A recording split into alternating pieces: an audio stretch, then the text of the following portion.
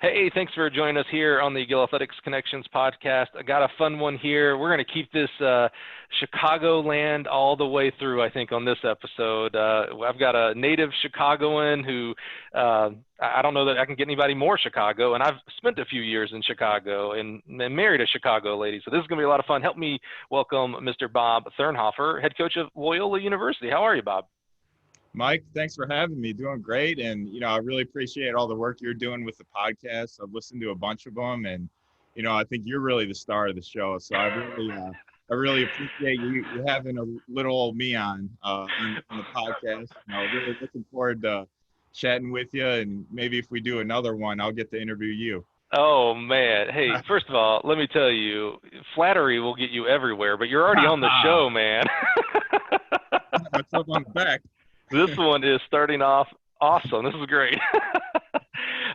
So you're the head coach of Loyola University there in Chicago. Beautiful. I actually love the campus. And while your setup may not be ideal, I'm doing air quotes there, meaning, huge track complex. I actually really like that turf area with the track, the neighborhoods next to it. It's actually a really it's intimate. Quaint. Yeah, it's a really great setup there. Yeah. How long have you been at Loyola now? Man, I've surpassed the decade there. So yeah, on mid-January, I hit the 10-year mark. So the only people in athletics that have been there longer than me are our Sister Jean and Tom Hitcho, who was pushing Sister Jean around in the wheelchair during the Final Four run. Wow. And then me. So I'm in good company there. Yeah, that's no offense. That's a little bit of a step off there. Yeah. It's really them too, and then it's everybody else. Right. You didn't get your own bobblehead like she did, I don't think, right? Yeah. I got two of them in my office though. Is that right? If you don't know who we're talking about, during Loyola's amazing NCAA basketball run, which that's the best part of March Madness for me, is the whole Cinderella teams and what have you. But Loyola was just, literally on fire, just win after win after win after win. And the number one fan is this precious lady, Sister Jean, and she became almost like, I don't know, what would you call it, the good luck charm or the logo, the mascot, if you will. I don't know. As far as I'm concerned, Sister Jean was wielding the power of God. And that's how we were winning. We were winning it was last second shots. The ball was around the rim, and then it'd drop in, and then we won. It was just I feel like there's going to be ESPN 30 for 30. For sure. Yeah, for sure. And they made these really cool bobblehead dolls of her. It became a pretty national thing. Everybody knew who she was. That's for sure. Yep. Well, I alluded, Bob, that you are Chicago through and through, and we're going to go through the stages here. But man, you've grown up there, high school there, work there, colleges there. Just fascinating. Take us back. Where did you grow up in Chicago, and why haven't you left yet? Well, Mike, I always like to tell people, I don't bleed red, I bleed mustard. So I'm Chicago through and through. That is Chicago. Turn on the Chicago accent. You'll probably hopefully get a little bit of that right now. But yeah, I don't know. It's just it's one of those things where it's ingrained in my identity, and that's something I take a lot of pride in. I know people tend to take pride in things that they accomplish, which is good. And, I think it's very healthy, but I also think it's important to take pride in where you're from and those things like that, and your upbringing. And so yeah, I grew up in the suburbs of Chicago in a town called Lombard. So born and raised there, raised by a single mom, and, two younger brothers growing up in Lombard. And yeah, it was good, and yeah, just always, I've lived there, and then I went to college in Chicago, and then I've worked in Chicago all this time. So yeah, I think my whole life experience has mostly been within a 30-mile radius. I can appreciate that. You mentioned, so growing up in a household of a single mom, which I can relate to. That's how I grew up as well. Yeah, I was a single mom, which I got so much respect for single moms out there. I mean, it is hard enough. You know, my wife and I have 2 kids now. It's hard enough when you have a significant other that we support each other. Single mom and single dads out there. Let me tell you, man. So much respect and love and empathy and for people that do that. They're so strong, and I don't necessarily want to say the kids are stronger for it either, because they're strong kids from traditional nuclear families as well. But well, I tell you, it gives you a different look at life. Absolutely. So when did track become a part of your life? Was it something that waited until high school, or did you get into it pretty early? Very early. So yeah, I mean, for me, like, it goes all the way back to the 1992 Barcelona Olympics. Nice. And so I was just like, a little 11-year-old kid trying to find his way in the world, looking for something. When you're young, you're always trying to find like that thing, like your identity, right? Like what you're kind of known for within the neighborhood. And, you always try all these different things. And I think at that age, you're always searching. And for whatever, I don't even know exactly how it caught in my mind, but maybe I saw like a commercial, but they're really hyping up this incredible battle between the world record holder, Mike Powell, in the long jump, and Carl Lewis, who was previously unbeaten for, I think, a decade until he lost at the Tokyo World Championships in '91. Right. And so I kept seeing like these images of them flying through the air, and they are hyping up this battle and the potential for a world record and Olympic record to be challenged and broken. And at that point, I just saw that, and I was just like, wait, human beings can jump 29 feet? How old were you at the time? 11. Oh yeah, so that seemed like a mile. So I kept hearing about it. They were hyping it up. I don't know if you remember, like, they had those Dan and Dave commercials. Of course, classic. So they had those, and then they were hyping up Mike Powell versus Carl Lewis. And I remember Mike Powell had tiger stripe spikes, long jump spikes. And so I drew tiger stripes on my shoes. Oh wow, yeah. And so yeah, it was awesome. So once I kind of like caught wind of that over that summer, I asked my mom to take me to the local True Value over there on Westmore Myers in Lombard, Illinois, to get me a tape measure. And so we got one of those really stingy, like, steel tape measures. I made sure it was 30 feet. And then I went in the backyard, and I like put a stone on the one end, and then I pulled it all the way out to the end. And then I put like a stick at 29.4½, which was the world record. And I just like stood there.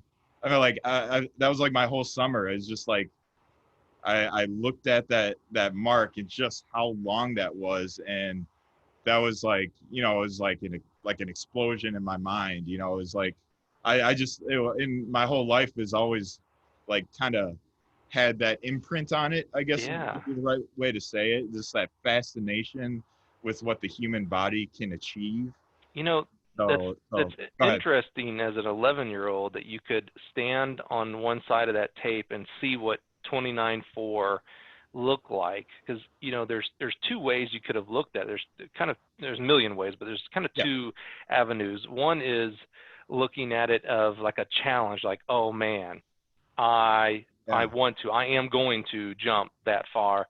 And then another side of it, and lots of kids we've lost from track and field and other sports, where they look at it and they're like, there's no way, I can't do that. Well, then I shouldn't even try. I'm gonna go play baseball or basketball or study academics, whatever. So it's interesting that you looked at it as like, oh man, look at this fascinating, awesome thing. This guy with these leopard tiger shoes. Well, then I can try it too. Yeah. Wow. Yeah, it was like I was filled with like wonder, just like fascination over the thought that a human being could like fly like that. Yeah, fly.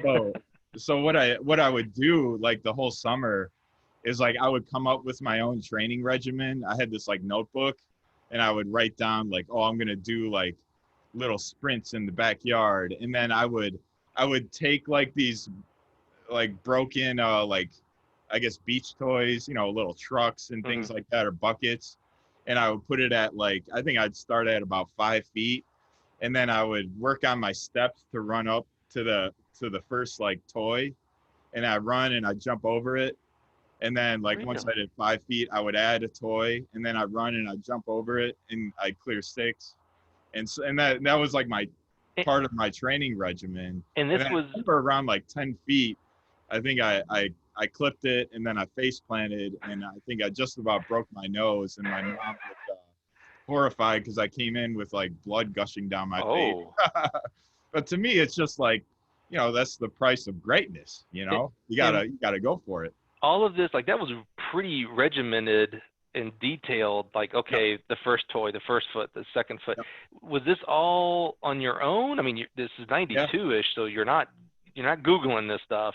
No. Mom's not a track coach. You don't have a neighbor who's a track. This was just kind of intuitive to you to just one step at a time, literally. Yeah, it really was. Yeah, it was just like, I think it came from, like I said, that sense of like wonder and just like appreciation of human movement, and just that desire to, I don't think I really had a thought of like, oh, I'm going to jump 29 feet someday. But just the thought of like trying to bridge the gap as much as possible. But yeah, I had no influences on track. I didn't even know track and field was a sport until the 92 Olympics. I'd never heard of it before. So it just kind of like, it injected me with that like sense of wonder, that sense of just desire to explore and experiment with it and everything. So yeah, it was really neat. That's a really good lesson that, you know, Mike Powell, who, have you met Mike at all? I do have a Mike Powell story that we can get to later on. So when we get to the college years, bring that back up. Because what fascinates me there is that, you know, Mike Powell, who has no way of knowing all the people he's influenced around the world, you know, a guy like him, right? Oh, for sure, But that lesson of that, you know, there's always someone watching, whether you're on the World Olympic stage or whether you're the head coach of Loyola, private sector, sitting in my desk, there's always someone watching that can be positively influenced that you'll never know. You've made a huge, Mike Powell made a huge influence on you that he didn't even know of at that time. Yeah. Amazing. So was there any summer track program or anything around you, or did you have to wait until high school? Waited till high school. Yeah. There's just nothing really existed back then.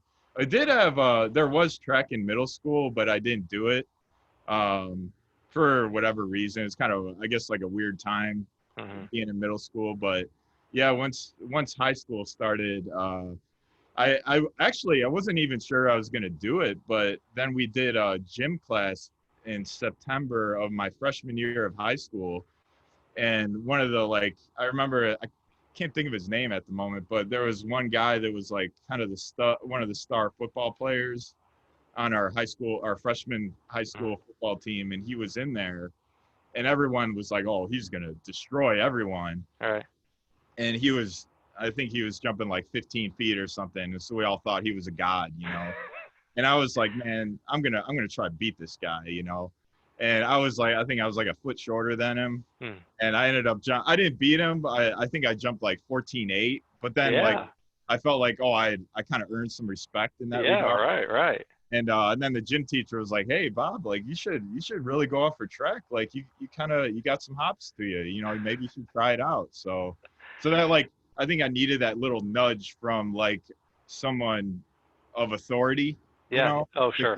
Pushed me to, because I don't know if I would have made that decision to go out for track on my own at that age, you know. So you mentioned 2 siblings, I believe. Are they older or younger?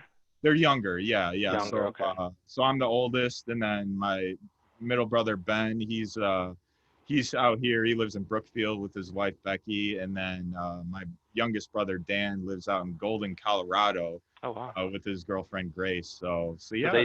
So you didn't have like that older brother to like, oh, my other brother did track, so I'm going to do it. You had to lead the way here. Well, yeah, totally, just like a independent thing, I guess. Yeah. Well, how'd it go? I assume you long jumped through high school. Did you do any other events, and how far did you take it?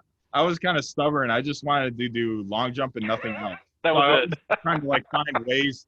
Because we were always like running like 1,200,000 every day. And I was like, man, I don't want to do that. I just want to jump in sand, you know? So I would always, I would always try to find a way where I could just do long jump and nothing else.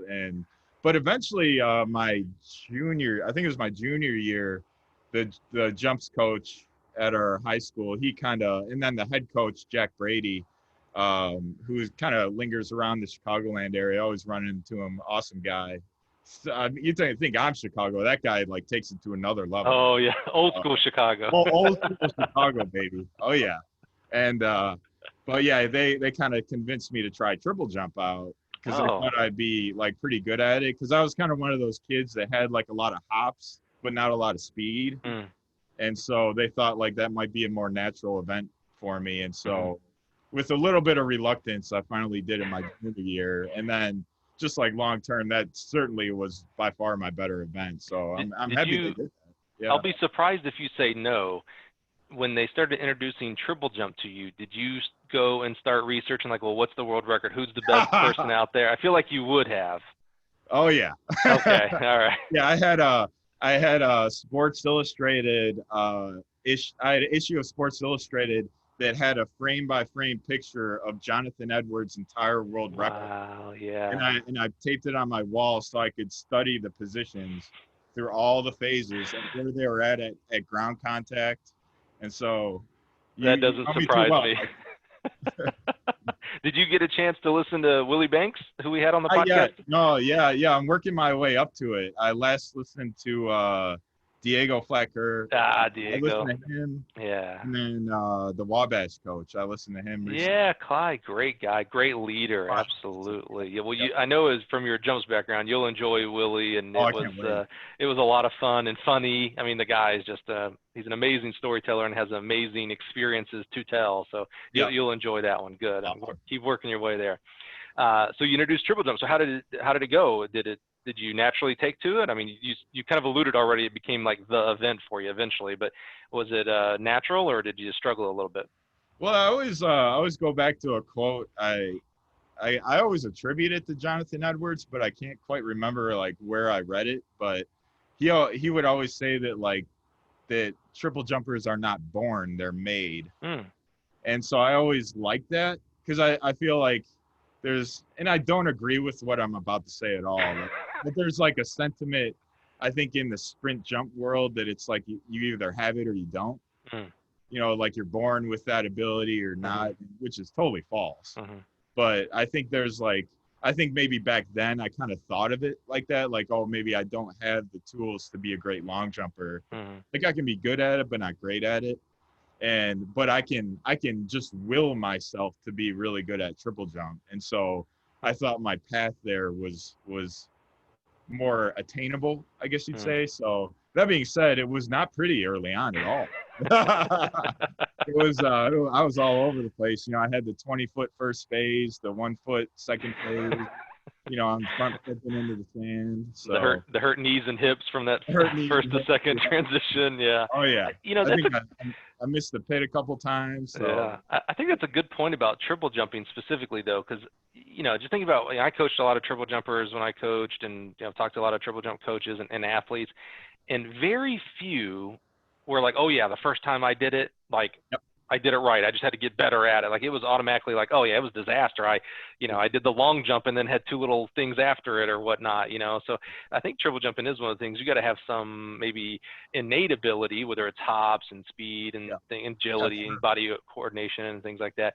But to actually do the triple jump event, the technicality on it is you got to be taught and have a good teacher to get it done and done right. Yeah. I think that's ultimately like what drew me to it as years went on, is just that, it's that such a unique combination of, you have to be fast, you have to be powerful as well, and then you have to have probably even better coordination than those other two. And so it's unique like mixture of a recipe of those three components that you have to constantly work on. And you can't let, one thing I think I've learned like coaching and whatnot is like, you can't let your speed grow too much without growing your coordination with it. And then so you're always balancing it all together. And I think that just like that sense of just a deep attention to detail really like really struck me as the years went on, as I competed and coached the event. And that's something I really appreciate about it. Yeah, that's what fascinates me about coaches such as yourself and Brooks Johnson and just anybody actually. One of my teammates here is the pole vault coach here at University of Illinois. Right. Yeah. And it's not good enough to just get your athlete better in one aspect. Like you take a triple jumper and you're like, oh man, I got their speed, their max velocity, their fly 30s are, vastly improved.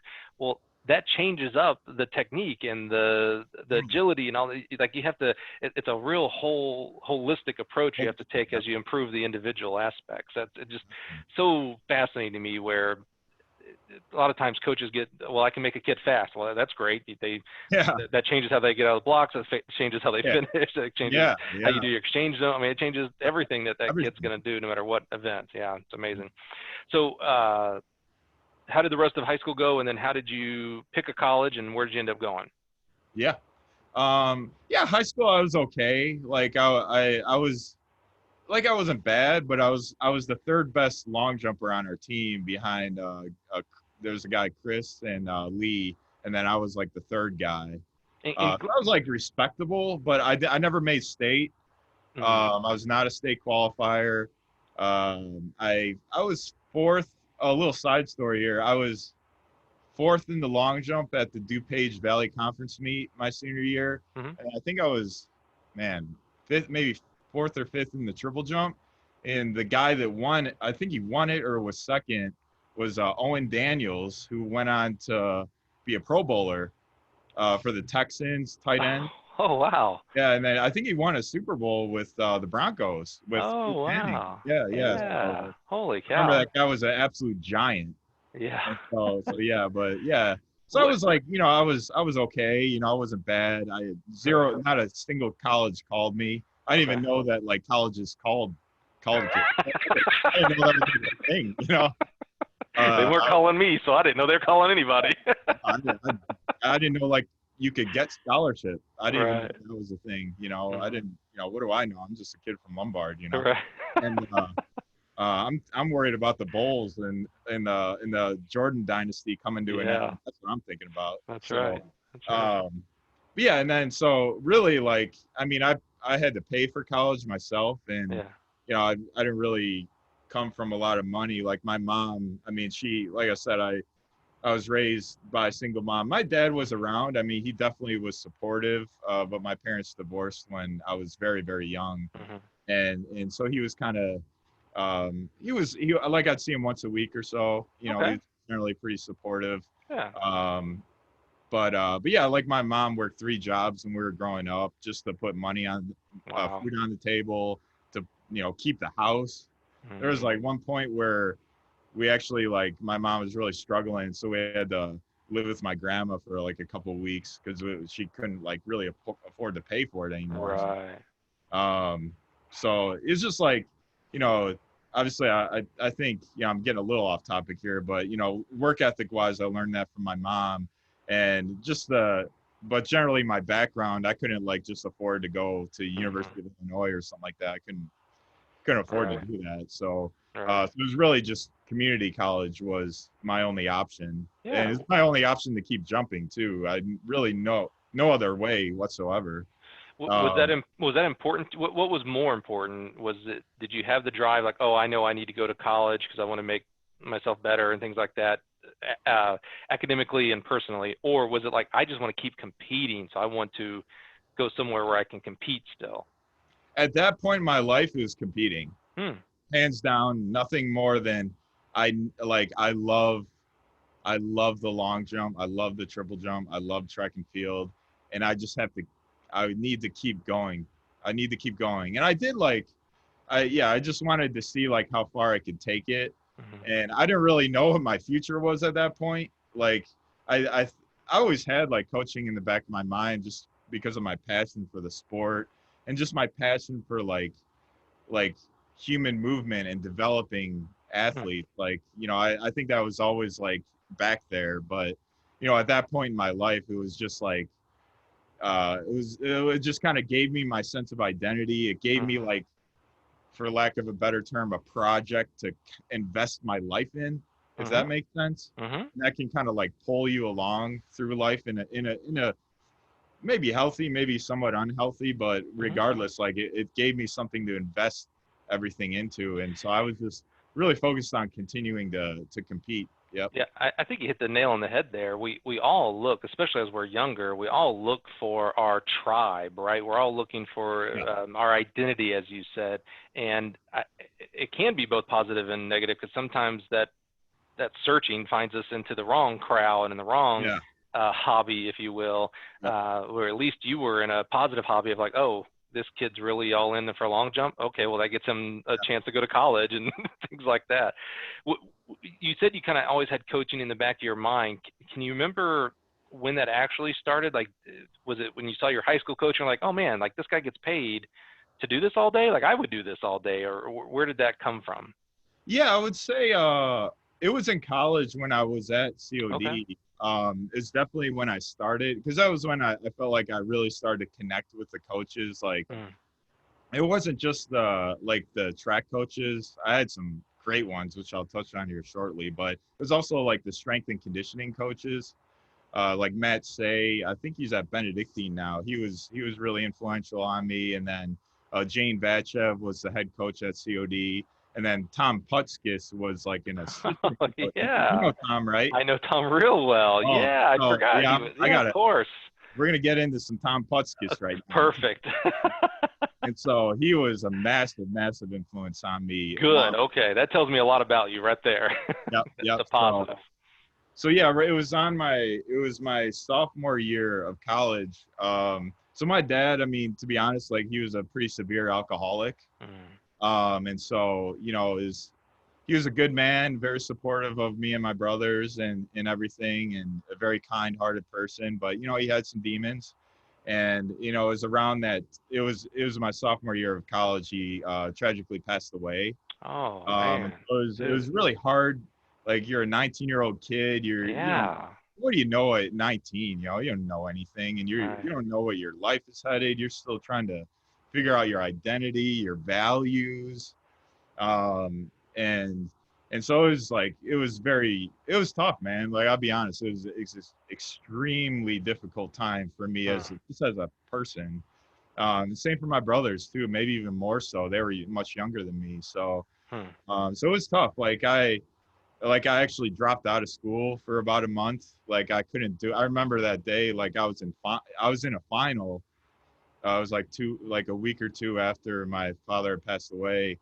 And I just couldn't do it. And so the motivation was gone. The will was gone. Yeah, it was all gone. And so I literally walked out in the middle of the final, and then I left campus, and I would not have come back. I believe me, I would not have come back if it weren't for one of my best friends, Gabe Rivera, who was my teammate. And Gabe is he's the head coach at Long Beach Community College out in California right now. I was gonna say, I kind of knew that name. Okay, yeah. Sure, all right. Takes orders with you, yeah. And he's really a Chicagoland guy, but he's the head coach out there now. But he just, like, you know, we're like best friends, probably still are.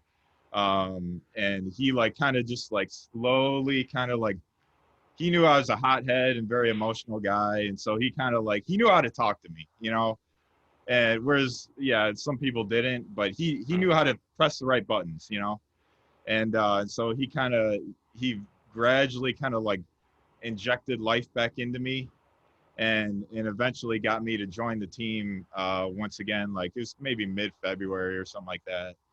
And you said he knew what buttons to push. Was it, how did he, and I'm speaking out of turn probably here, bring you back into, I don't want to say reality, but bringing you back down to earth, like, hey, I know this tragic thing happened, but that's not your whole life story here, right? Like you get to write your own life story. How did he, I mean, this sounds like an amazing friend. I mean, I'm always interested in how people help each other out. How did he do this? You know, I think what he did best is he didn't like tell me what to do. Like, does that make sense? Like, he didn't say like, hey, it's going to be okay. Hey, you know, maybe you should do this, or hey, because I had like, everybody was telling me what to do at the time, like how to handle the situation. And that just like made things 10 times worse, you know? And he was just kind of like, he would just like listen, you know, and he would be there for me. He would call me up, you know, and he wouldn't try to like do anything more than that. It was very like Wow. simplistic in that sense. And then, Yeah. you know, in time is kind of like, hey man, like the team misses you, you know, like I miss training with you, and you know, just little nuggets, you know. And then it like, you know, after a couple weeks, you know, you realize, man, uh, I only got a finite amount of time to be a track athlete. Like at that point, I had no future beyond my sophomore year of community college, which was Right. the end of my eligibility. Right. And I was, so that, you know, he kind of, you know, made me know that too, or realize that. So I really, like, I didn't really have like a whole lot going for me at the time.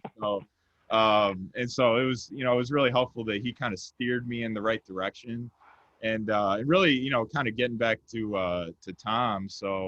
Um, so that year, my sophomore year of community college and college SUD, we were going to host was called the Super Regional meet. And the Super Regional, it's like our conference. You basically like the community. I don't even know if they still do it like this, but they had like regions, Okay. like Midwest region, et cetera, et cetera. And we were Region 4, I think. And so COD was going to host that. And it was the first time COD was hosting a meet in some like Big 20, deal. 25 years. Yeah. So it was like, we are talking about that for like, I remember like my freshman year, like first day of practice, we were talking about that, you know? So that was like a Big huge deal. deal. Yeah. We had a good team too. Like we felt like we could win it. And so that was really exciting. And Yeah. so like that was sort of like the carrot that was dangling the whole team. And so that was part of like Gabe's conversations with me as well. Like, hey, like we need Can't you do in it this without team. you. Yep, Yeah, you've 100%. worked so hard for it. Why stop now? Yeah, man. Shout out to Gabe, man. Holy cow, we all need friends like that, brother. Let me tell you. Yeah. So yeah, Wow. like around that time when I first come back to the team, yeah, I was kind of a wreck still, like emotionally. I was way out of shape. I was, you know, I think I got hurt like every practice because all my fall training was out the window. And so back in the fall, I like Tom Pukstys kind of took me under his wing because he saw that I worked really hard. I was really into the sport, and he kind of gave me some books to read. I remember he told me to read the East German track and field manual from I think it was Gerhard Schmolinski. And so like he told me to read that, and like I would do lifting sessions with Tom. He was like, I mean, here's an Olympian. He was the American record holder in the javelin at the time. And so like just to be around a guy with that kind of like, this is how you train, man. Like, Right. you know, like this is how it's done. And so that was Yeah. incredibly influential. And just to see his like attention to detail with the weights and the percentages Right. with his lifting. I would do like plyo sessions with him. I remember there's a little hallway like around the lecture halls that was like carpeted, and we would do like standing triple jumps against each other. And so it was That's awesome. fun. Yeah. Yeah. So like Tom, like he really took a liking to me for whatever reason, maybe like my Chicago accent. And so yeah, he really became kind of sort of like a mentor of sorts. Yeah. Do you And still get a chance to talk to him? every now and then we'll touch Yeah. base. Yeah. I He think went. it's been a year or so. He's He in went. like Alabama I'd now, say he right? went to my home state. He went from the Chicago Yeah. back down to Yep. Alabama. Yeah. Absolutely. Yeah. Yeah. Yep. And he's really helping that area with specifically with Yeah. javelin, of course. But Yeah. I followed their Instagram account, and so I'm yeah. seeing the stuff they're doing. Yeah, So he's an awesome guy, man. oh, top I notch. love him. We love him. I mean, he's a good dude, man. Yeah. Good dude. That's awesome. So, well, I'm right on the edge. So I don't want to fast forward over anything, but did you win the region championships? Like I'm really Yeah. you kind of built that up like you had a good Oh team man, and this is a big deal. What happened? like your experience as an interviewer is top notch. You just keep me up, baby. And Gabe kind of got me back, right? It's February, early March, I don't know, somewhere around there, and I'm still struggling to kind of get back into form. And you know, with all those times I had spent, all that time I had spent with Tom back in the fall training, you know, we got to know each other really, really well, you know. And so I had told him like the same exact story I told you about the 92 Olympics. He loved that. I know he did. Oh, he was all because he was there. Right. And so he was mad that you didn't pick up a stick and start throwing it and start long jumping. So one day I think I had maybe I had tweaked my ankle or something. So I was in the trainer's room getting some treatment before practice, and Tom runs in like a little schoolboy, just all giddy, and he's on his phone, a cell phone. Like, this was innovative technology in those days. And so he's on his, like, I think his cell phone's like this big or something. And so he's on his phone, and he's like, oh, hold on. He's like, Bob, come here, you gotta come here. And I'm like, Tom, like, leave me alone, man. I'm getting treatment. I'm trying to like get healthy so I can train again. You know, super regionals and all. We're trying to win. Remember that? And he's like, nah, forget that. Like, take those pads off, take the ice off. Like, come with me right now. I got someone you gotta talk to. And I'm like, no, I'm getting healthy, Tom. Like, I get kind of stubborn sometimes, but and Chicago, like, I get it. Chicago, that's it. And then I was like, no, I'm not. I'm trying to like get my ankle right. I want to get better. He's like, no, you take those off right now and come with me in this hallway. I'm losing reception. I'm like, oh, okay, man, that's cool. So I took, I took everything off. I walk out. I like hobble out there, and we like had to walk over by the window so we could get reception. This is ancient times. We're talking like the 1700s here or something. And so he gives me the phone. He's like, Bob, I got someone you need to talk to here. And he's got like this smirk on his face. I'm like, what's Tom up to? Right. And so I pick it up and I'm like, hello? And the person on the other line is like, hey, is this Bob? And I'm like, yeah. He's like, hey, Bob, this is Mike Powell. No. Yeah. And so I ended up talking to Mike Powell for 45 minutes, an hour. I lost track of time. First of all, did you believe it was actually Mike when he first said his name was Mike Powell? I did because it was coming from Tom. Sure. And I know Tom's credentials, so he wouldn't trick you like that. Yeah. No, yeah, definitely not. And so what did you? I mean, this brings it like. It's such a young part of your life, brings it full circle back to like this is how it started. Did you tell Mike the story? Yeah. So it was amazing. Like, we really just talked about life. We didn't really talk about track until the end. Like, it was at the end we talked about long jump, but like the majority of the talk was just like Tom had told him, kind of prepped him and told him, all that happened with my dad passing away, and so he kind of knew. And then but we really talked about some hard stuff, and he told me about some of his like what would you say, like life adversities he had to overcome, specifically with deaths in his family and things like that. And so it was, that was just like, that was like, wow. Talk about like 5 most formative moments in your life. That's yeah, dude. And like, just having that, that's why I got into this. My whole life was based on watching the 92 Olympics, the 92 long jump final, and just talk about that with the guy, How jacked were you for the long jump after that phone call? Oh man. That was like, that was just like one of those things where it's like, I'm like stumbling my way along after I come back to the team. You take 1 step forward, 3 steps back, 1 step forward, 3 steps back.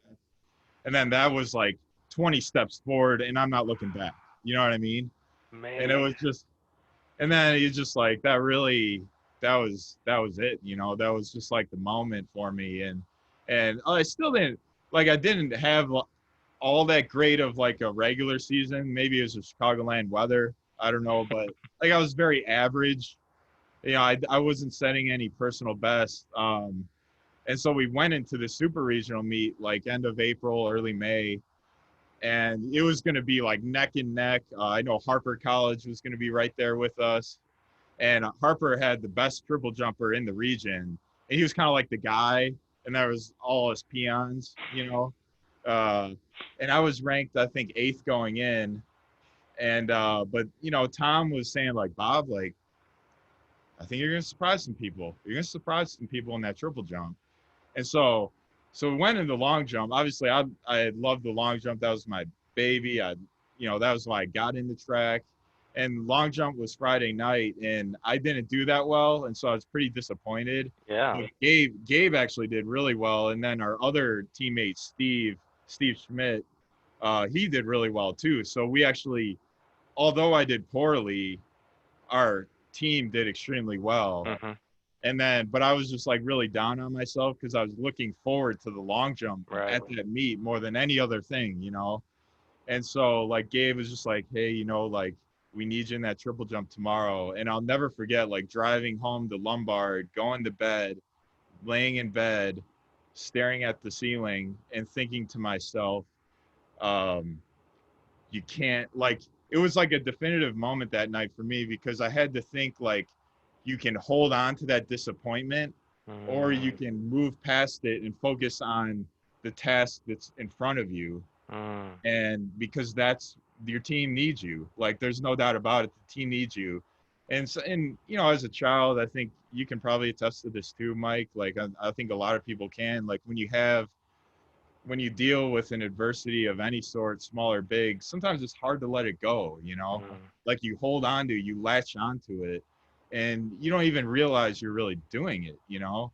And so I think that was a problem I often had. And so I remember that so distinctly, like it's almost like in the forefront of my mind when I think about it. Like I was laying in bed, it's, you know, 10, 11 at night. It's like, do you want to hold on to the long jump disappointment or do you want to move forward and try to score some points for your team and try to win the team title? And I decided on the latter that night. Yeah. I went to bed. I woke up. It was 80 degrees, partly cloudy out. Gabe was going to be in the triple jump with me, although he was better at long jump. And we're like, I was the better tripler. He was the better long jumper. And so we're just warming up for the meet. And I was like, man, Gabe, like, I feel pretty good today. Like, I feel like I could do okay today. All right. And so we get in, you know, the competition starts, you know, I'm just thinking like, okay, I came in ranked 8th, like 8th is 1 point, top 9 go to finals. Just try to score 2 points. Like then you've exceeded your ranking, you know? And that was kind of my thinking. That's what the head coach had said to me. Tom didn't say that. He was kind of like, Bob, I think you're going to be okay. Like this could be a meet for you. And he was like, it was funny because Tom was like, I think he was more into the triple jump than I was. Like he was on the runway. He was like, you know, walking back and forth, all fired up. All right. And I was like, man, let's go. And so I come down the runway and I was feeling really, really good. And I followed my first attempt, but I think I would have PR'd by 3 feet had they marked it. And so I was like, we might have a day here. Like, do something. And then the second attempt I fouled again, it was even bigger. Oh no. And I was like, oh, and I could feel like I could contend. Like I was thinking I could get a top 3 and get a medal and score some big points. And but I had 2 fouls. And so I was going into my third attempt. And so Tom was just like, just get one in. Like at the way you're jumping, even if you jog down the runway, you're going to make the final. So that's what I did. I literally like almost walked down the runway, got one in, and I was 9th going into the final. So I barely got in. Just squeaked in. I squeaked in, man. I squeaked in. I squeaked in. Wow. So Tom's like, it's okay. You're good. Like put it behind you. You're feeling good. Like you're going to find the board. We'll adjust the approach. Like you almost had to make the same decision you made the night before 100%. going to the finals. Like, man, okay, I can either dwell on that my steps are off and I barely made finals, or okay, it's a whole new slate, a whole new competition of 9 people and 3 jumps. Let's go.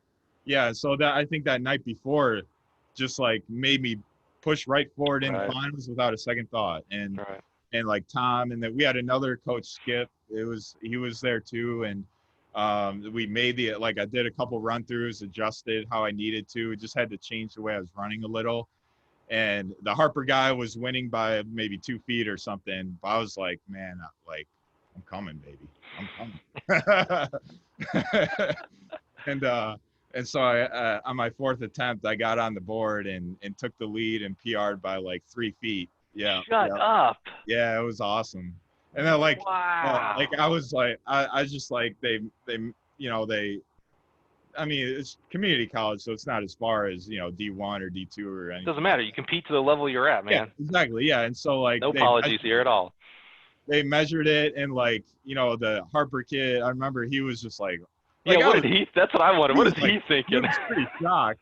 Like, he was a good guy. Like, I got along with him well. He was a very nice guy. But he was just like, he always saw me as just like another guy to meet, right? Like a contender. It's easy to be friends with the guys that you think you can beat all the time. It's hard to be friends with the guys like, wait a minute, he's beating me now. Wait a minute. Oh, totally. Yeah, that's exactly right. And so all of a sudden, like, I'm winning by a foot, and so he's kind of like shocked, and he kind of struggles to respond to that, and no one else responded to that. And then my 5th attempt, I improved, and then I was skipping around, and I think it was one of those moments where I maybe like overreacted a little, not really, but it's just like all that pent up, like just emotion from everything that happened that year, and just to have it all come together. And then, yeah, it's just like such a great moment with Tom. I remember like just like jumping on him, and just being just so excited. And I ended up winning, and I was named the field athlete of the meet too. And then we ended up winning the super regional as a team. Wow. And that jump actually got me a scholarship to UIC, Illinois Chicago. So it all just like, all came together. Wow. Yeah. That's a great untold story. I'm glad you told it. When you were telling that, I was thinking about other times where things just click together that we've seen that maybe more famous, if you will. And I remember NCAA champs at Drake relays once, one year, a few years ago, and I can't remember who the players were. I want to say it was actually Christian Taylor and somebody else, and and they were just back and like one would take the lead, next guy would get hyped up, and then he would take the lead. It was just like everything was clicking for them. Yeah, I love hearing your story because it actually we seem to heroicize those, like, oh, it's Christian Taylor that did it, and I'm really embarrassed that I can't think of his teammate that was Will Clay. Will Clay, thank you very much, thank you. I know their coach Nick Peterson. If he hears this, he's gonna bark at me like, how could you forget Will's name? We seem to heroize and romanticize it. Oh, it's only the Christians and Wills that can do this. And it's like, you know what? You compete at the level that you're at. You don't apologize because, I'm in junior college, or, I'm in high school, or I'm in middle school. You compete with who you have in front of you. And to do that and have it click, and then so many things, I can't even imagine just the emotional side of it for you. Not only the positivity of what you were doing and winning, and Gabe being right there with you, and Tom, of course, the whole emotional side of the family side to it, and then all the results from it. You win, you get Field Event Athlete of the Year, your team wins, that gets you a scholarship. Had you even thought about what the next level academically was for you at this point, or was that a big part? Yeah. Yeah, I had some contact with Coach Knadel at UIC. I think I had sent him an email or something at some point, but I wasn't in position to get an offer until that moment. Like that was, like I was, That's so cool, man. It just came together. Yeah. How many times, I'm jumping ahead here a little bit to your coaching career, but through your coaching career with different athletes and different situations that you find yourself in, whether it's a conference meet, a national meet, invitational, doesn't matter, even at practice, how many times have you used the example of, hey, you're at a crossroads, you can go left and dwell on that bad practice or what have you, or you can go right and start a new day? How many times have you used that analogy in your coaching career? Yeah, I couldn't count. Yeah. Yeah, I mean, it comes up when I think, it's one of those things where you can't, as a coach, you can't plan for everything. You know, I think Mm-hmm. you got to be a great planner to be a great coach, but you also have to have a lot of intuition as well.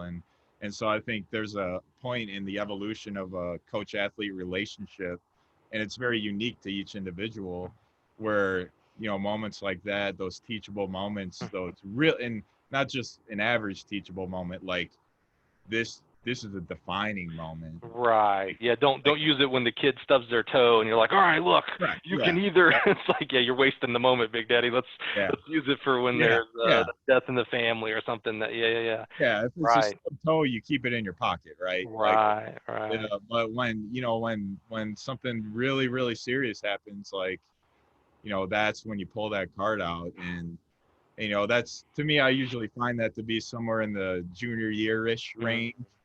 And I feel like, you know, if we're really progressing in that, you know, coach athlete relationship, it's probably going to merge at some point. Yep. Right. Yeah, you don't want it to become such a commonplace story that it Yeah. becomes like, Yeah. oh, here's coach talking about Yeah. Exactly. here he's giving you the crossroads speech, you know. Yeah. Becomes Oh, that's it. the Ed Bundy, you know, 4 touchdowns his senior. Did you ever see that with Married with Children? Come on, that's a Yep. Chicago Oh, show, man. God. Come on, man. Come on. You kidding me?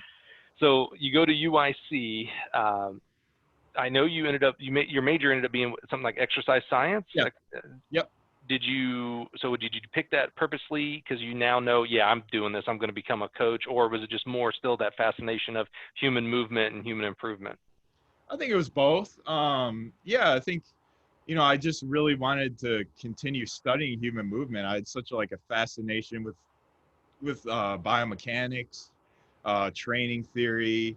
I was reading like Bondarchuk at the time, Verkhoshansky, like all the classics. You know, that was like really influential. And I was just always like playing with ideas on how to program for long jump and triple jump, and like different progressions with jump training, sprint training, lifting, and all these little things. And so I just wanted to study that at a more advanced level. And so that's what, like, going to UIC allowed me to do that. And so that was, I think, like, my time at UIC really helped expand that part of me. Whereas like the athlete, the perseverance, that was more like the COD experience, like the personal side. And then the more professional side was developed when I was at UIC, where I could explore these ideas with such greater detail, which was really good. And, you know, Coach Canedo was awesome. I mean, he's a hardcore Chicago guy. He's got the thick stash. Man, I love that guy. He's awesome. He's a good dude. He just celebrated his birthday yesterday. I think he's like 105 or something. So I told him I'd send him some new dentures in the mail. So, but yeah, we all hope to get to that age where other people can make fun of how old we are. Trust me. Yep.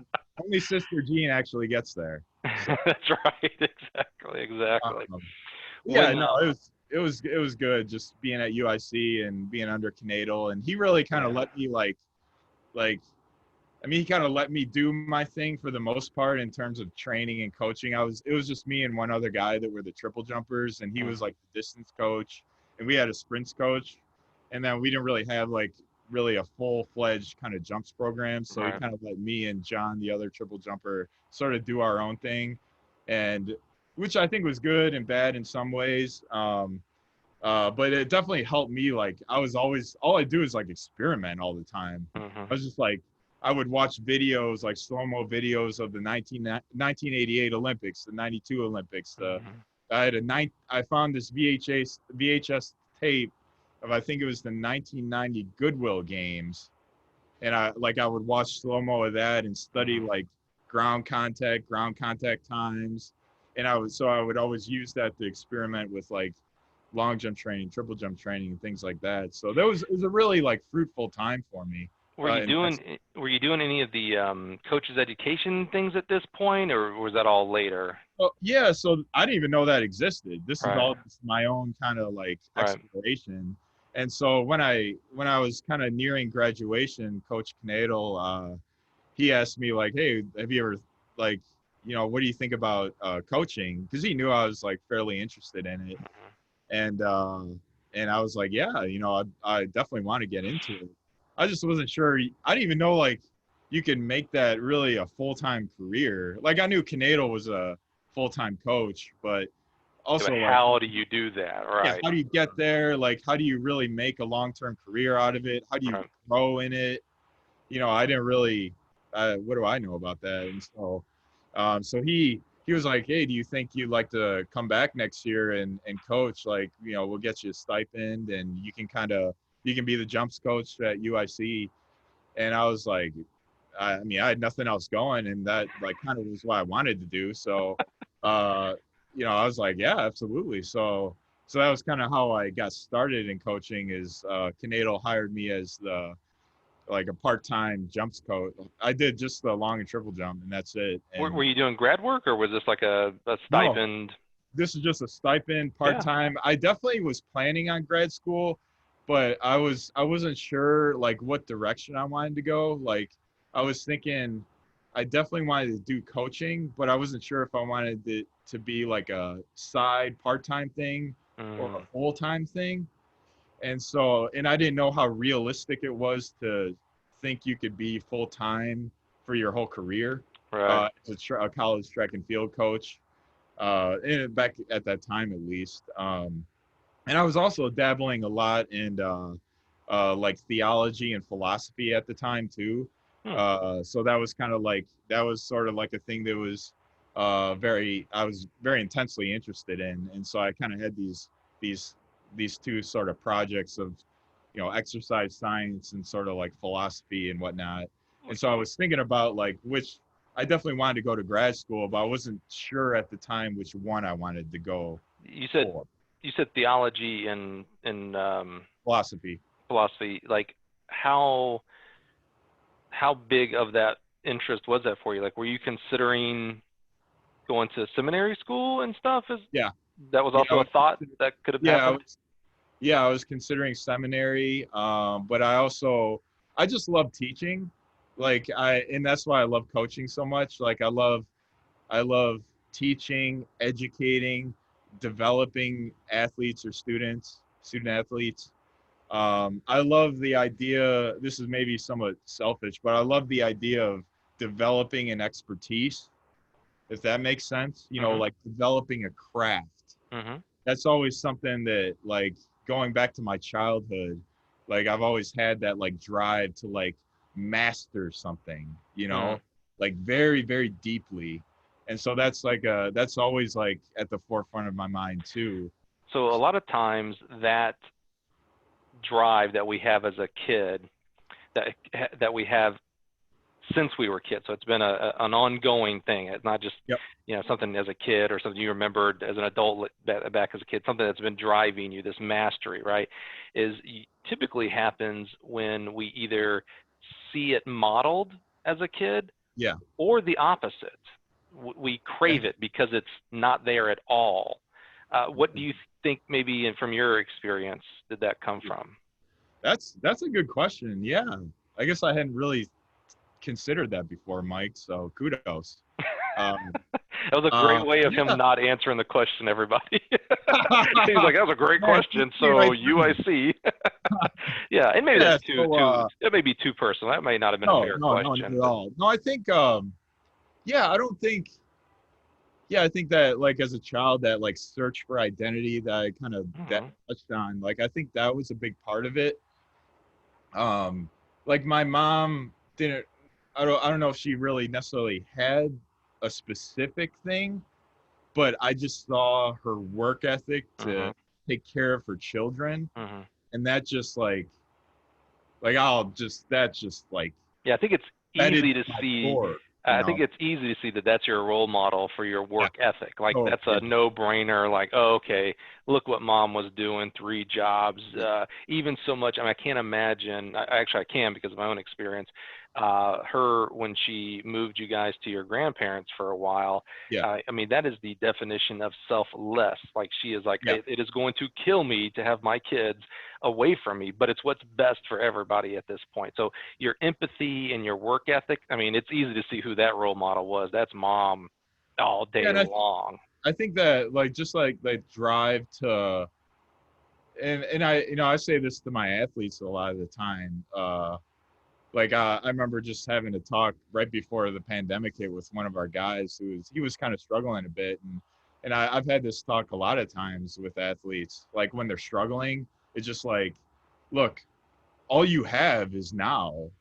Like all you have, the past is gone forever. Like like quite literally, metaphysically, you can't change it. It's gone. And so all you can do is just try to get better now. Like what else can you do, you know? And so I think that just that drive, kind of connecting that to my mom, like just that drive to like whatever it takes. Like if I gotta work 3 jobs, I gotta work 12 hours a day, whatever it takes. Like if I gotta have my grandma, her mom, come and watch my sons for a while, like so be it. Like so be it. Right. what like she bagged groceries at Jewel. She worked at a place for mentally disabled children. She actually would I guess this is where the craft thing connects in, but she was actually like a phenomenal artist. And so actually growing up, one of her other jobs is babysitting for just like side money. She would, like, the neighborhood kids would come to our house, and she would, I don't know what she charged, but just to get some extra money. And so a lot of time our house was filled with children. And so one of the things my mom would do is like she would create these art projects for us all to do. And that was like, and she there's the teacher aspect. Yeah. Yep. And so I think that, like, now that like we're having this conversation, Mike, I think that's like kind of getting pulled out of me now. So I appreciate your questioning. That is absolutely teacher 101 right there. Yep, absolutely. Yep. And so we would always, like, you know, every week it would be something different, and we would, you know, a lot of attention to detail, a lot of like learning what colors go together, learning how to work with different mediums and things like that. So I think, like, if anything, that's probably it. Yeah. Well, you mentioned work ethic and the multiple jobs that she had to do to take care of you guys. You said you were working at UIC now for a stipend. For anybody who knows Chicago, and I've lived there, it's not a cheap city, unfortunately. Were you doing any other jobs yourself, or were you able to survive on this stipend? No. No. Yeah. So I picked up a job back in 2005 at the local running shop in Chicagoland, Dick Pond Athletics. Yeah. So that was So I worked there for like a full decade. Yeah. Now tell us about Dick Pond. Like I knew when I coached high school in Chicago, I knew of Dick Pond Athletics. It's where we used to get our shoes for our kids. And in fact, I think Dick Pond actually maybe sold a few, not like spikes and stuff from us for quite a while. For people who aren't from Chicago, if you're from Chicagoland and you're in track, you probably know something about Dick Pond. But if you're outside of Chicagoland, tell us about Dick Pond and just the culture of Chicago with this amazing store and these people. They are amazing. Yeah, I mean, it's just a local family owned. The Pond family still runs it. And so yeah, it's a local family owned running specialty shop. That's I think they're up to 5 or 6 locations now. I was wondering, yeah. Wow. Yeah, somewhere, I can't remember exactly off the top of my head. They were doing a catalog for a while. Yeah, they still do online ordering and everything. And so yeah, I worked there at the Carroll Stream store. It was like the home base, if you will. I worked there as like a sales associate for many years, and then I kind of like throughout my time coaching at UIC, and then eventually when I went to Loyola, I kind of like bounced around to the different stores. Yeah. So I was at Carroll Stream, and then I worked at Lyle for a little bit with Wayne Hallworth, great guy. He still works at Dick Pond's, and then I worked at Schaumburg under Deb Hawney for a long time. She was really good from, gosh, maybe like 2011 to 2012, and then I settled in at the newest location in Park Ridge from like 2012 until I resigned because I took a full-time job at Loyola back in 2014. I worked with Chris Wilhite and Joko out there, and so it was really good. So I kind of got to know the whole business very, very well. Yeah. And I think they are you talk about Apple started in a garage and stuff like that. I'm pretty sure the story is they started selling shoes out of their trunk. Yep. Yeah. Dick Pond himself. Yeah. Just kind of So selling he'd out of his show up truck. to a cross country meet, and yeah, wow. Yeah, it's him, and then Glenn Camps, the legend. People often think Glenn Camps is Dick Pond, but he might as well Mm. be. He's the manager at the St. Charles store. I mean, just a very energetic, charismatic guy with bright white hair, and always says the word "sir" to everyone. So he's a legend in that area. Yeah. That's awesome. So you mentioned Loyola and a full-time job. Did you parlay UIC into Loyola? Yeah. So yes, I coached at UIC for 4 years as part time, and I was working Wow. at the cons.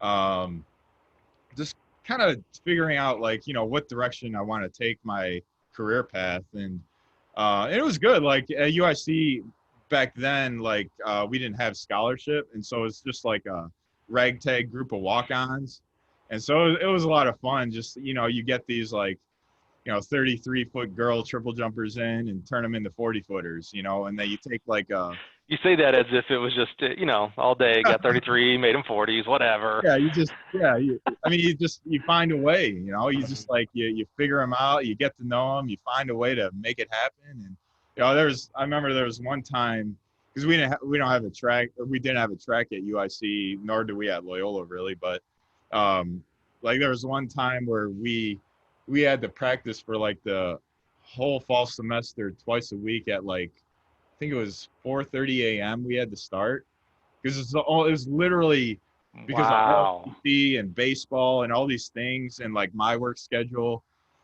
So I would wake up at like 2:30 a.m. I'd shower, I'd drive out there, and I just do my round. I'd pick up Nikos from Elmhurst, and then I'd like drive into the city and pick everyone up and just cram them into my car, and then we go out to campus and we do our Dude. practice. You just find a way. You find a Right. way to make it work. Yeah. Wow. So Man. yeah, and then like towards the end of my time there at like 08, 09, I was thinking I definitely wanted to do grad school. I wanted to like continue my academic development, and I was really leaning towards wanting to do a GA position so I could coach track, but I did want to do a grad degree in philosophy Hmm. because I was thinking about maybe teaching that like Mhm. at a more advanced level. And so I contacted various schools. I contacted Northern Illinois, Loyola, a couple other a school out in California. And so just kind of inquiring about the having a GA position and doing grad school in philosophy. And so I contacted the Loyola coach, Rick Wemple at the time, and he got back to me and he was like, "Oh yeah, I'll put you on the list, but to be honest, I have 4 other candidates that are ahead of you." And I was like, "Oh well, there goes that option." So I didn't really think. Hey, I like forgot about it, Right.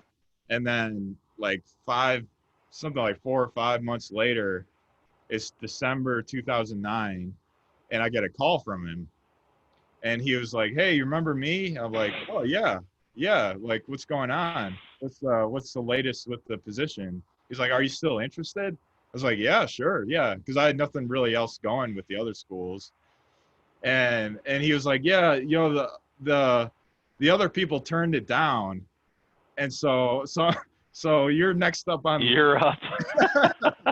And I'm not going to take offense to that. I could Sure, care sure, less. sure. Opportunity is opportunity, right? It's all about what you do with it. That's So, right. and so he was like, "Yeah, so you're next in line," and so I was wondering if you could come in for an interview. And I'm like, "Yeah, when do you want me to come? I'll come right now if you want me to." And he was like, I think we set it up maybe the following Monday or something.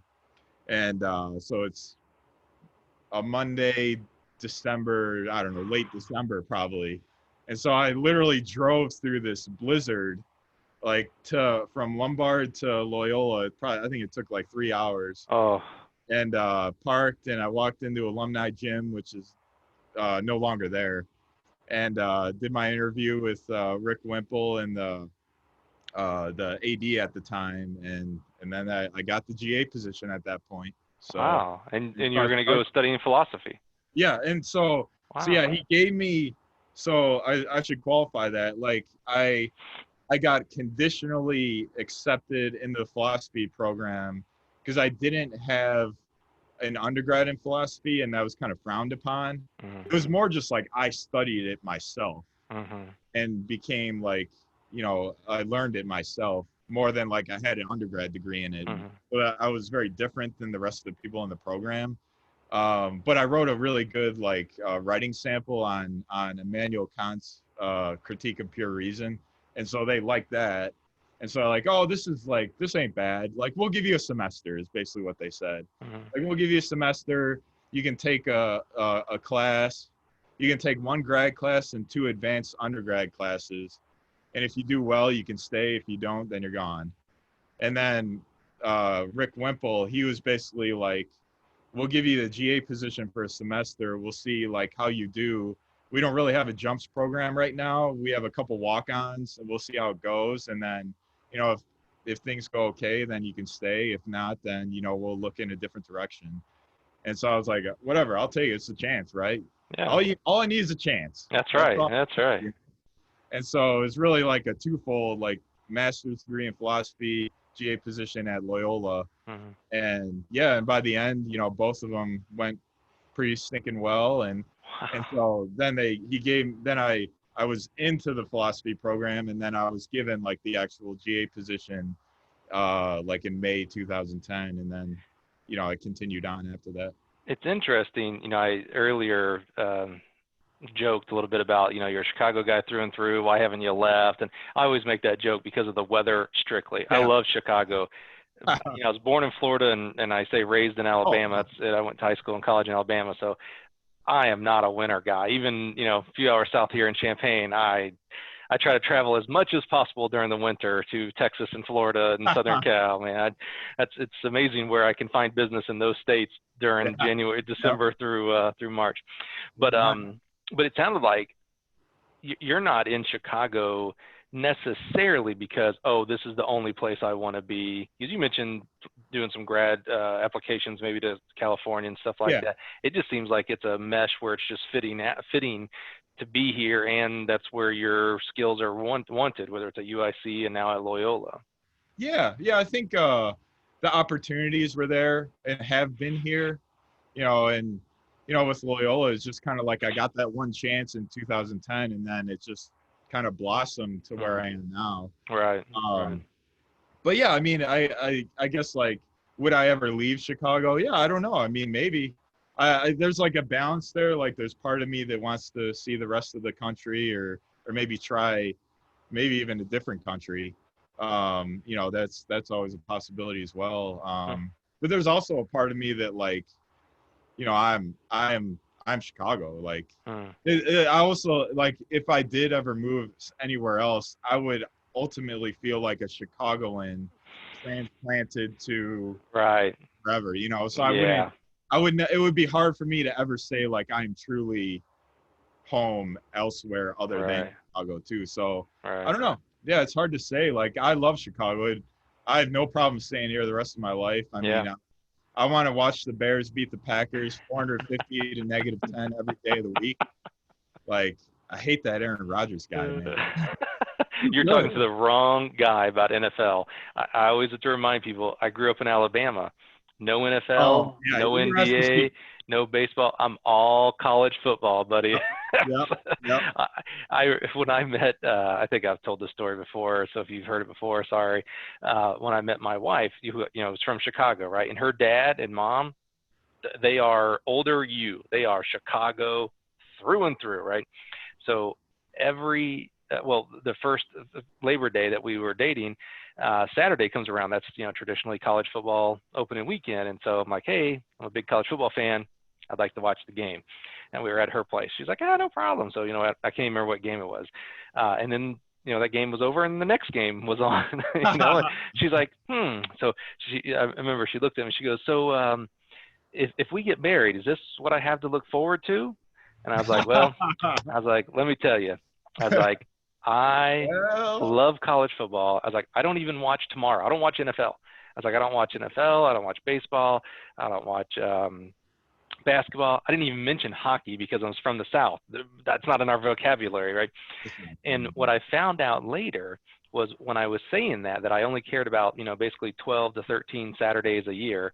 In her head, she was playing back her growing up and through all the way through high school. And even today, you go to her parents' house and the White Sox are on, or the Cubs are on, or the Bears are on, or the Bulls are on. God bless, golf is on.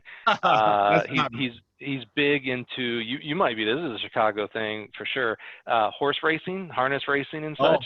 Oh man, he'll have the harness race channel on. There's always a sport on every night of the week. And she was like, so I just have to give up 12 Saturdays a year for this guy. All right, we're on. So now it's a big deal. Like every Saturday for college football, she makes a big spread and everybody stays away. Let dad watches college football. But then on Sunday, Monday, Tuesday, I'm back in it anyway. You got Saturday and they can have Sunday. Like Sunday's open. That's exactly it. I never know how the Bears are doing. I have no clue. And so I'm the worst teammate here at Gill because, a bunch of Illinois, Chicago people, basically. Sure. I come in on Monday and they're like, oh, man, the game, the Packers. And I was like, yeah, who won? I don't really know. Like, yeah, I guess. I don't know. You're better off not being a Bears fan right now. So is that right? Okay. So you were at Loyola ever since, right? So you did your GA work there. You parlayed that into an assistant coaching job, and now as the head coach, I'm interested. That's pretty unique. Not so much unique to three. A lot of people have done GA work and then assistant and then a head coaching. Yeah. I'm interested in hearing from you. What was the transitions like? So you go from a GA to an assistant coach. There's a transition there as a full-time assistant, and then always interested in the transition from assistant coach to head coach, and maybe things that surprised you. You didn't know that your head coach had to do this, and now you have to do it, or whatnot. Talk to us about those unique transitions. Yeah, definitely. Like, as a GA, all I did was coach long and triple jump. That was it. Right. A little bit of high jump. But yeah, so it was a much smaller group. I only coached like a handful of athletes. But they were good. Like, I coached, I worked with James McLaughlin. He was a British guy from Britain. And he was all American. He jumped just shy of 26 feet. So he was big time. Yeah. And then, did you recruit as a GA? I did not. No. Yeah. So you're coaching like a handful of athletes essentially. Yeah. I was like, I coached like 4 or 5 athletes. Like I would just I would set up their practice schedule in between my classes. And so I like go there in the morning, maybe do a seminar, go work with James for an hour or two, and then maybe go study for an hour or two, then come back and work with Candace for an hour. It's just it was very flexible, I guess you'd say. So yeah, it was good. In that sense, it was very different type of feel when you kind of just work individual to individual. And so I think when I transitioned into that full-time position in fall of 2014, that was the biggest transition. I think even more so than when I went from assistant to head coach. Interesting. How so? Because it was more events. Because I was just coaching like basically long and triple, dabbling in high jump. And now I was coaching long jump, triple jump, high jump, short sprints, long sprints, short hurdles, long hurdles, 4x1, 4x4. Just like everything that wasn't a distance event, I was coaching it, And so like that breadth of events was certainly like a real shock to the system in that fall of 2014. And so I felt like it took a while for me to get a handle of it, but by the end of the fall, I felt like I figured it out. I kind of like got to know the athletes a lot better. I did a lot of meetings with the sprinters because they knew me really well, but they hadn't been coached by me. And so like, I definitely had a good relationship with them, but I needed to like bring it up closer, And so like, I think by the end there, like we really got on the same page, and by the end of that season, my first year as full time was, that was like some of the funnest. That conference meet in 2015.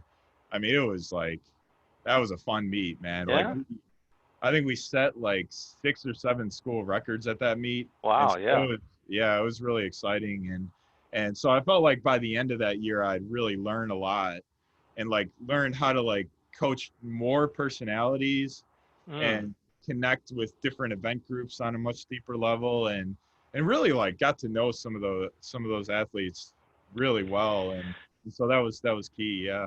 Did you find, so your whole career up to this point had been really participating in and coaching really just the long and triple jump. Yeah. Did you find, you talked about the personalities, but did you find that any kind of how hard was it for you to start thinking about sprinters and relays and long sprints versus short sprints and hurdler? I mean, there's a whole different mix. Or is there enough commonalities that you're able to coach a core and then split off to the different technicalities? I think it's both. I think speed is kind of the essence of all of those, right? And so we can all, jumpers, short sprinters, long sprinters, hurdlers, they all need to get faster. And so that's kind of like your basis, your foundation. And then you kind of branch out from there. But yeah, I think like learning like different types of progressions for like the 400, that was really foreign territory for me. And so I had to kind of think a little bit more outside my comfort zone to coach that event. Like I'd never coached hurdles before in my life, and so that was new to me. And so I just kind of took my general philosophy of training and applied it, and then just learned just a couple nuances with hurdles, with like spacing and discounted hurdles and things like that. And so that was really helpful. Just like preserve the rhythm. It's okay to change the spacing a bit. Like I know that was like a watershed moment for me too. Yeah. So where or how and whom maybe did you learn these aspects from? Did you reach out to anybody? Did you do any of the, are you now getting into USATF schools or anything like that? Yeah. So yeah, I'm glad you brought that up. So yeah, right around towards the end of my GA position, and then close to when I transitioned into that full-time position, I started getting involved in the USTF CCCA certification. So I did the jumps cert with Boo and Todd Lane, and so it was actually at Loyola, so it worked out perfectly for me. So so I did that. I think it was 2013, maybe 14, but so that was awesome. Yeah, that was really helpful. It was kind of like when people ask me like what you got out of it, it was like I always like to think of it as like you got, like I had all these ideas, some I read, some I came up with, most of them I threw away because they're dumb. And then like the certification kind of created that. It was like a bunch of shelves, so I knew where to put everything. I knew like how to organize it. I knew this goes here, and then you could create a progression from everything. And so like I think it really helped me to organize the training, and that was the biggest help. And then from there I did like the combined events certification with Jim and Chris Grimes. So that was awesome. That was at Rice University. That was like a much smaller group, so I thought like I maybe got more out of that because it was only like 10 or 12 of us in the class. And then yeah, I did the strength and conditioning cert with them, and I did all like the coursework whenever we'd have the convention. And then most recently, I did the master's endorsement horizontal jumps with Nick Peterson and Todd Lane. So yeah, so I've kind of gone through the whole thing with USTF CCCA. Yep. That's interesting, your experience with the jumps, talking about the shelves and where to put things. Yeah. So Boo was my first level 2 on the USATF side teacher, and I felt very much the same way. I'm glad you described it similar to the way I describe it, because I had a hard time wrestling with the way I described it, whether it was ego or whether it was truth. And what I mean by that is I tell people, like when I went to that level 2, I found that a lot of the things that I was already doing was correct. I just had them out of order. I didn't really have a like you said, the progressions of it. And Boo certainly helped me to clean out the things that weren't very good, and then to add, to the inventory of things that were good to do with athletes.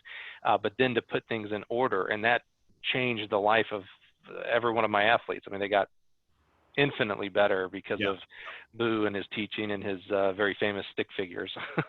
And Cajun accent. What's that? and his Cajun accent. Oh man, I usually fall into like doing people's voices when I don't even try booze. I can't even do it, man. Yeah, don't even try. Yeah. No, he's so good, so good.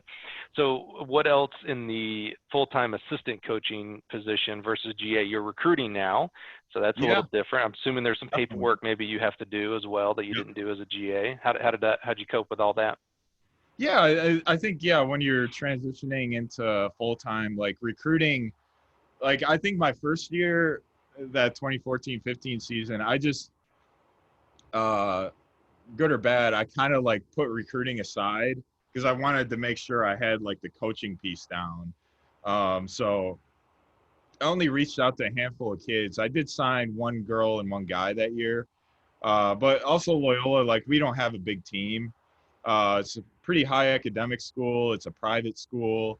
And so like, I mean, we typically only have like 30 to 35 guys, 30 to 35 women. Mm-hmm. So it's not like we need big numbers. It's not like you have to, recruit 50 athletes or anything like that.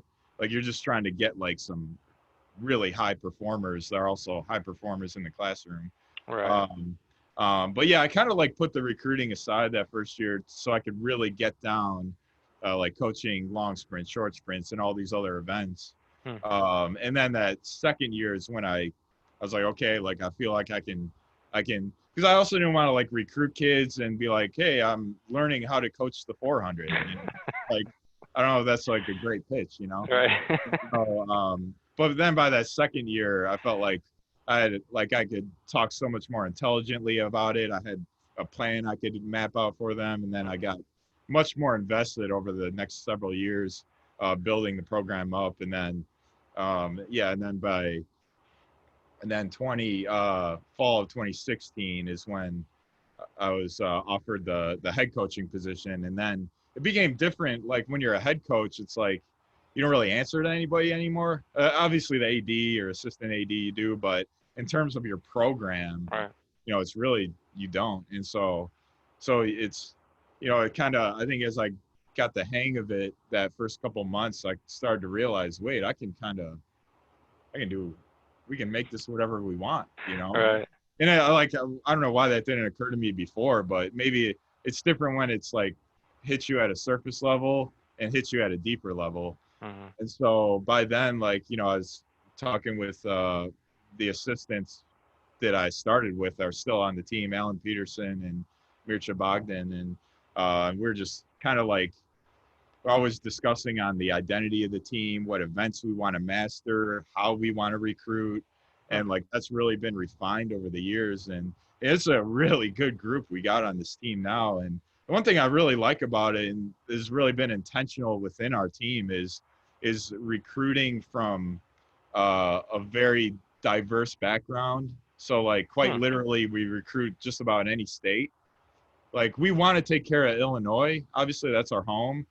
But it's like also extremely important to reach out to California, Texas, Maine. We have a girl from our cross-country conference champion last year is from Maine.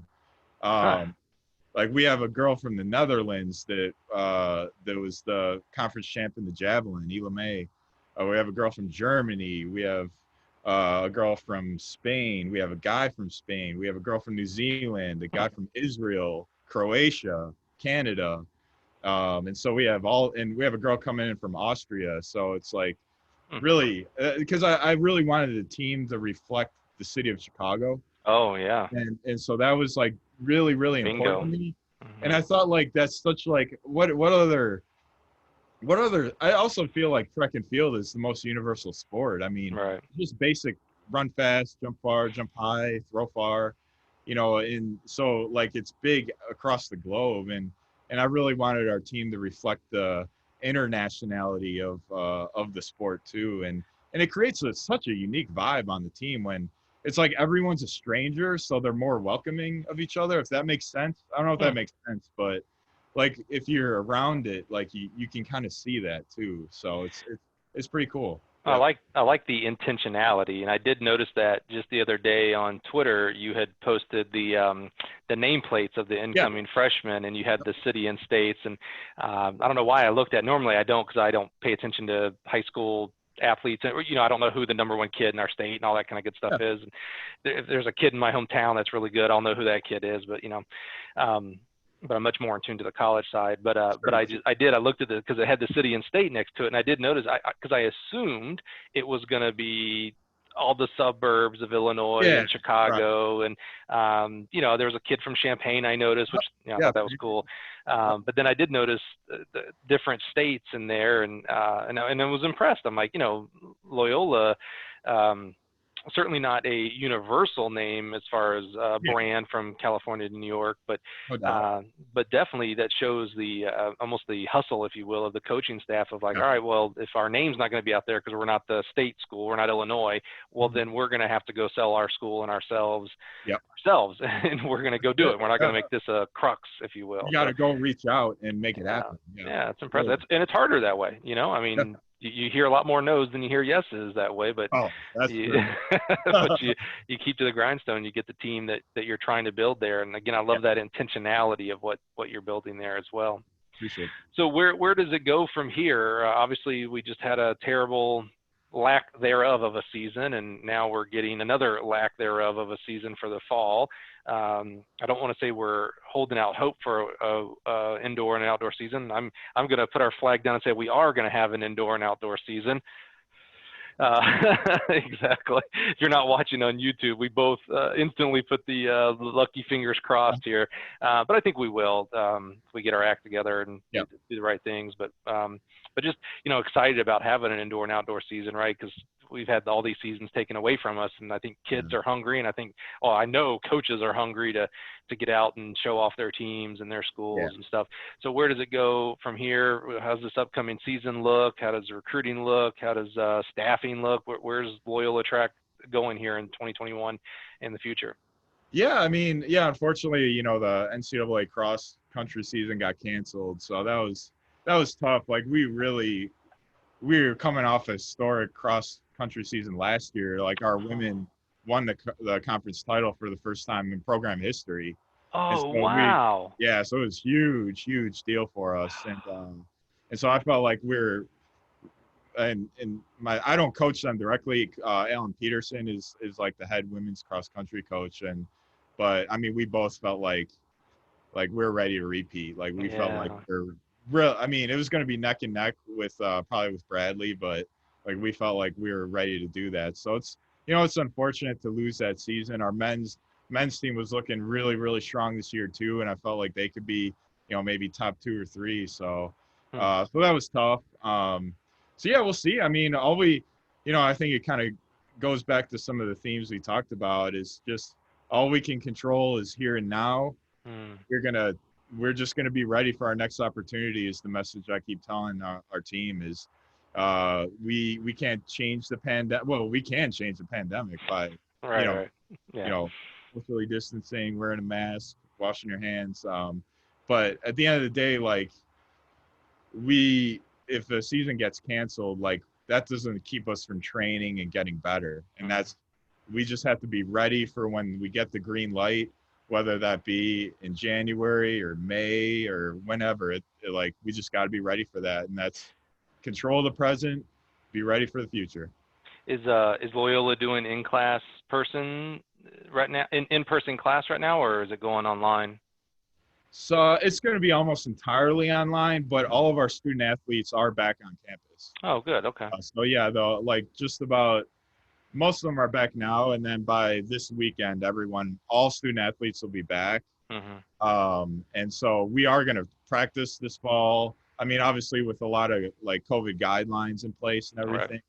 Right. But cross country is going to practice, track and field is going to practice, and we're just going to try to get better. That's all we can do.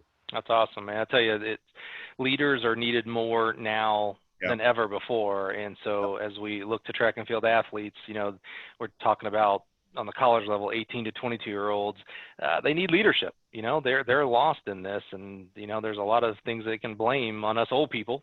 That's rightfully so, by the way. And then there's a lot of things that they have to start learning to take ownership of, and we need leaders such as yourself to help with that mindset, if you will, that, hey, you know, by the way, this is going to be your entire life. If it's COVID now, it's going to be a real estate crash in the future. It's going to be a major catastrophe in the future. It's something is going to happen. How do you respond?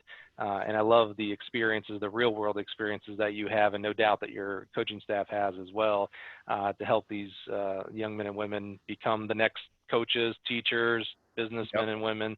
That's what we need throughout.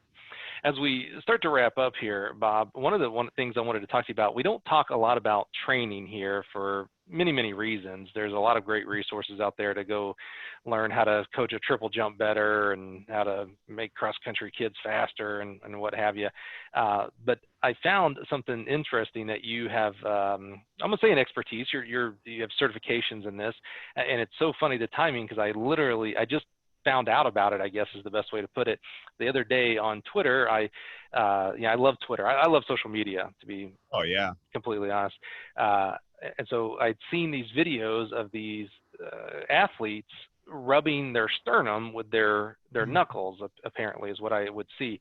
And never heard anybody, I didn't see anybody that I follow mention it or talk about it. I just, saw a couple people. And so I just put out there, hey, what is this sternum rubbing thing? I didn't even know, I didn't even Google it because I was afraid what might pop up for the way I was describing it.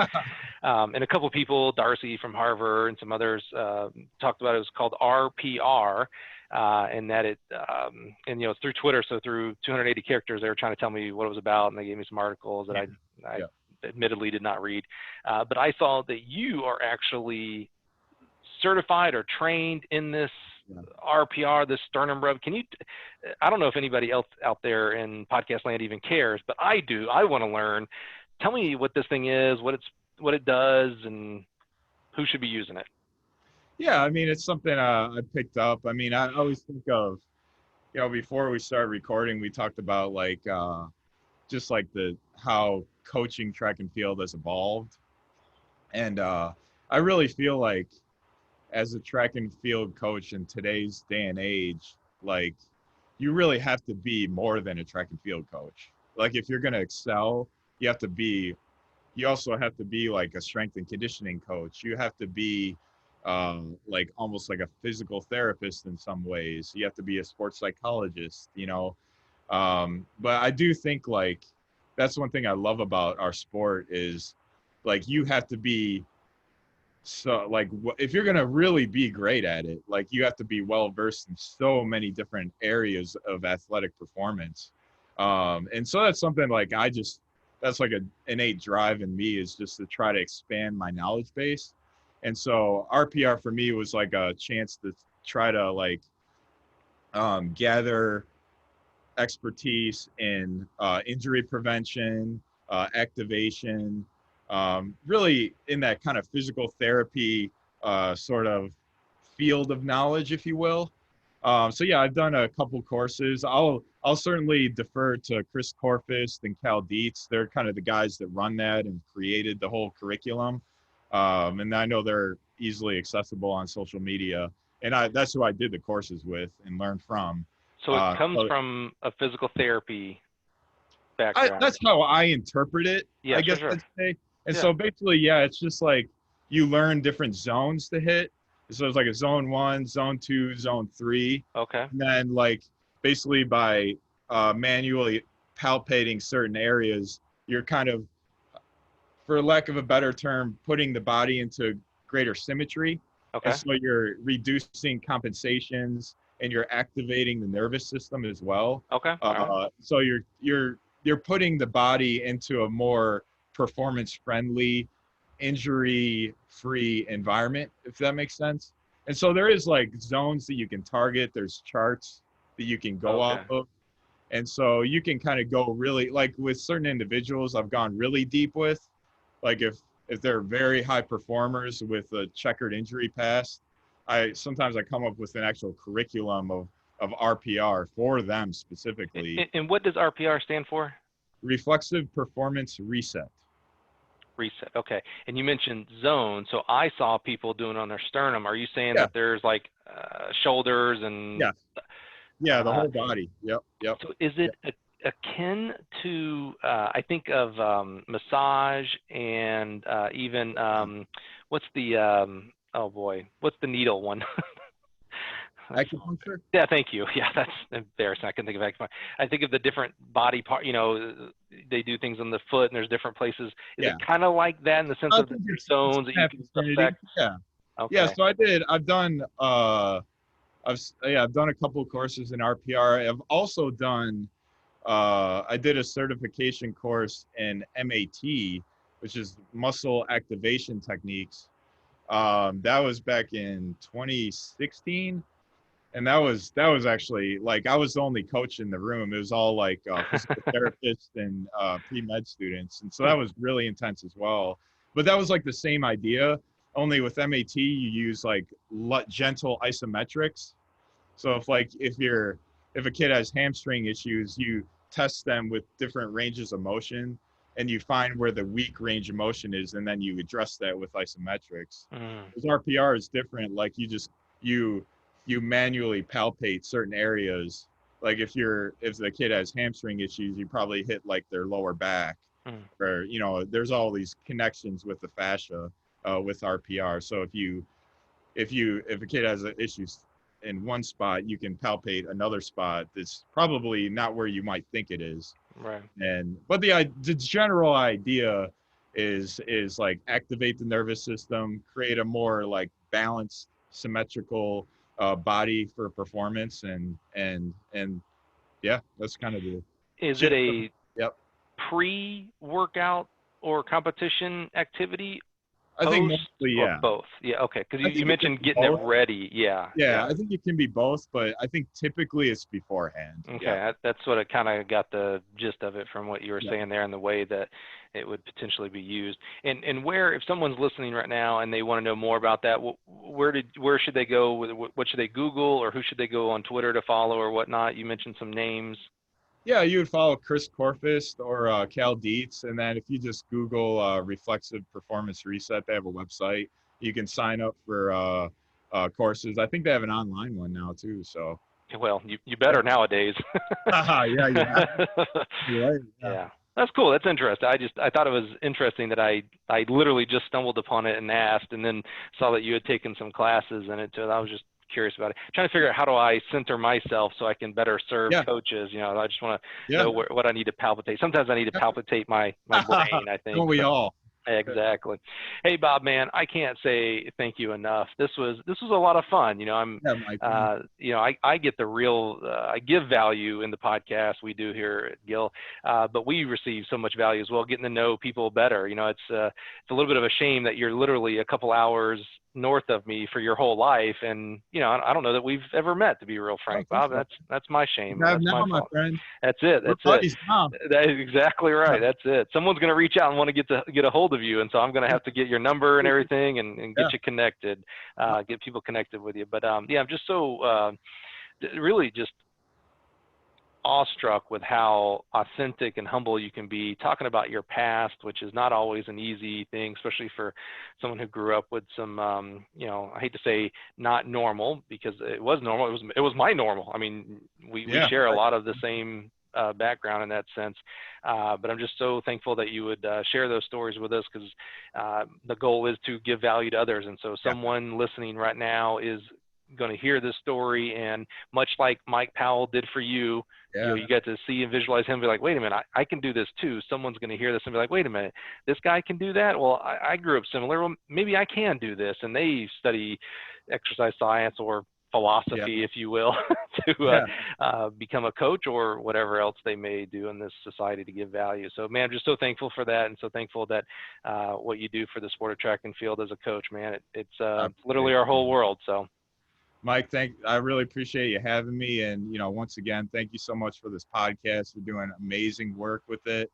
I mean, I can't listen to them enough. And so I appreciate you for all the work you're doing. I mean, I think coaches everywhere are getting so much value because of the work you're putting in week to week. I mean, you're really doing something special here. So I appreciate you.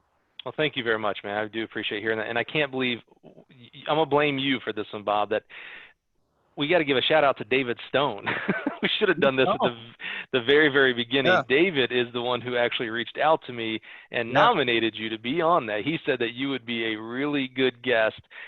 David, if you're listening, if you made it this far, my friend, you were right. I am so blessed that you thought enough of Bob and of us here at the podcast that you would email me out of the blue, man. I love it. That's it. If you're watching on YouTube, you see the big heart coming from Bob, and that's what it is. It's all about love and heart and respect for others. And so, David, thank you for reaching out to me and introducing me to Bob, man. That's what it's about. We called it Connections for a very specific reason, and I'm just so thankful for it. Bob, thank you for joining us, man. Really appreciate you.